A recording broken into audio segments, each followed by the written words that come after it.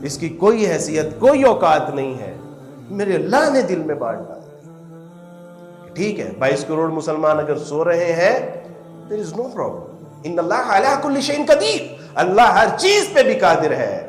وہ تو چونٹیوں کی چال سے، وہ تو پتھر میں ایک کیڑے کے منہ میں پتے سے بھی لوگوں کو اللہ سبحانہ و تعالیٰ کا علم و عرفان عطا کر سکتا ہے. وہ تو ریڈیو کے ذریعے جو گوروں کی ایجاد ہے وہ تو اس کے ذریعے سے بھی لوگوں کو اسلام پہنچا سکتا ہے. ایک امریکن خاتون نے کہا بہت ڈپریشن میں تھی، میں نے ہر قسم کا ٹریٹمنٹ کروا لیا، میں نے ہر قسم کی میڈیسن کھا لی، میں نے ہر قسم کی کتابیں پڑھ لی، لیکن تسلی نہیں ہوتی. ایک دن میں بیٹھی ہوئی تھی، ریڈیو کے اوپر تلاوت لگی ہوئی تھی، مجھے بہت سکون ملا. میں نے وہ تلاوت سنی، پھر اس کا ترجمہ پڑھا، پھر تفسیر پڑھی، اور جس کے اوپر نازل ہوا تھا جب اس کو پڑھا تو اس کے بعد سکون قلب اللہ نے میرا مقدر بنا دیا. تو وہ تو گوروں کی ایجاد ریڈیو سے بھی اللہ سبحانہ و تعالیٰ مسلمانوں کو اس کی یعنی ہماری کوئی پرواہ نہیں ہے. ہم ٹانگے پھیلا کے گھر میں سوتے رہے، اللہ کو کوئی پرواہ نہیں ہے. یہ تو ہماری خوش قسمتی ہے کہ اللہ کے دین کے لیے اپنے آپ کو ہم کھپا دیں، لگا دیں. میرے راستے میں لٹا دے اسے، لٹا دے ٹھکانے لگا دے اسے.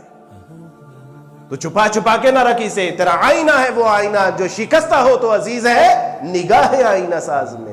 میرے دوستو یہ تو جو صلاحیتیں تھی، جو مال و متاع تھی، جو اللہ نے وقت دیا تھا، یہ تو اللہ کی راہ میں لٹا کے ہی اقبال کہتے ہیں لٹا دے ٹھکانے لگا دے اسے.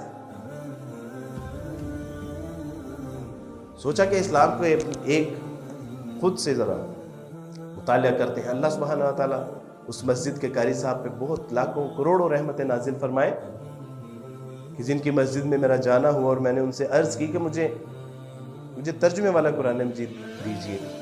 تو انہوں نے کہا کہ آپ کے گھر میں نہیں ہے. تو میں نے کہا کہ وہ ہمارے گھر میں کیسے ہوگا، میں تو عیسائی ہوں. تو انہوں نے کہا کہ آپ عیسائی ہیں تو مسجد میں داخل ہو گیا. کم بخت تجھے بچپن سے والدین سکھا رہے ہیں کہ مسلمانوں سے کبھی قرآن، رسول، اللہ کی امہات المومنین صحابہ اکرام کی بات نہیں کرنی. 295C لگے گی، ساری زندگی صلاحوں کے پیچھے سڑتے رہو. تو میں نے وہاں سے نکلنے میں عافیت محسوس کی، گویا کہ تیرے بڑے کوچے سے، بڑے بے آبرو ہو کے تیرے کوچے سے. تو جب گئے تو دل میں یہ عہد کر لیا کہ قرآن کو پڑھنا ضرور ہے. دیکھتے ہیں کہ اس میں کیا سازشیں ہیں جو ہمارے خلاف ہیں. یہ ہم اتنے چھوت، اتنے پلید، اتنے گھٹیا قسم کے ہیں. ادھر ہندو جو ہیں وہ اچھوت لوگوں کو ہاتھ نہیں لگانے دیتے، گیتا کو، رامائن کو، اور ادھر مسلمان عیسائیوں کو ہاتھ نہیں لگانے دیتے. تو کیا آخر اس میں راز ہے؟ دوست سے کہا کہ بھائی کسی کو بتانا نا، قرآن مجید چاہیے. تو اس نے قرآن مجید لا دیا. مختصر اس کے ساتھ ایک پوری تفصیل سے بات ہوئی. اس نے وہ نصیحت کی بڑی خوبصورت. نے کہا کہ کوئی ایسی بات نہیں ہے، بس آپ نے اس کو صاف ستھرا ہو کے پڑھنا ہے. تو میں نے کہا کہ بالکل ٹھیک ہے.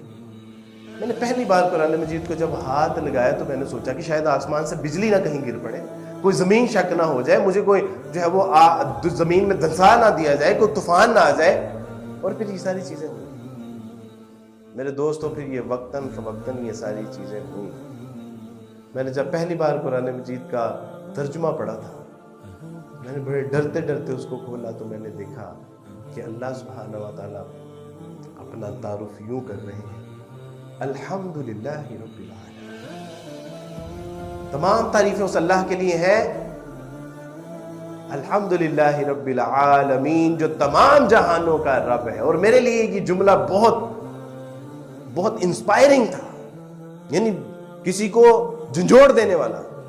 رب العالمین، کیونکہ ہم نے تو ساری زندگی بائبل میں پڑھا تھا خداوند تمہارا خدا اسرائیل کا خدا ہے، خداوند تمہارا خدا ابراہیم کا خدا ہے، خداوند تمہارا خدا یعقوب کا خدا ہے، خداوند تمہارا خدا رب الافواج کا خدا. لیکن مسلمانوں کا قرآن کیا کہہ رہا ہے؟ الحمدللہ رب العالمین. تمام تعریفیں اس اللہ کے لیے ہے جو رب ہے تمام جہانوں کا. الرحمن الرحیم، وہ مہربان ہی نہیں، وہ بہت زیادہ رحم کرنے والا ہے. اے میرے بندے، اس کا رحمان ہونا تجھے کہیں جو ہے وہ غفلت میں مبتلا نہ کر دے, کہیں تو شتر بے مہار نہ بن جائے. اس لیے یاد رکھنا مالک یوم الدین وہ مہربان اور نہایت رحم کرنے والا ہی نہیں بلکہ وہ ایک ایسے دن کا مالک بھی ہے کہ جس دن چھوٹی سی چھوٹی نیکی اور چھوٹے سے چھوٹے گناہ کا حساب کتاب کر کے چپٹا کر دیا جائے گا, اور اس دن کوئی نہ چھڑانے والا ہوگا نہ کوئی بچانے والا ہوگا. کیونکہ یا اللہ یہ کیا کلام ہے, ایاک نعبد و ایاک نستعین, اے میرے بندے میری عبادت کرتے رہنا اور مجھی سے مانگتے رہنا. گویا کہ فلسفہ عبادت ایک جملے میں بتایا جا رہا ہے کہ اے میرے بندے اگر تو میرے آگے جھکتا رہا, میرے آگے گڑ گڑاتا رہا, میرے آگے روتا رہا, مجھ سے مانگتا رہا, میرے آگے گریہ زاری کرتا رہا, تو پھر میں تجھے در در پہ جھکنے نہیں دوں گا, میں تجھے در در پہ رونے نہیں دوں گا, میں تجھے در در پہ مانگنے نہیں دوں گا. ایاک نعبد و ایاک نستعین, اقبال کہتے ہیں وہ ایک سجدہ جسے تو گراں سمجھتا ہے 1000 سجدوں سے دیتا ہے آدمی کو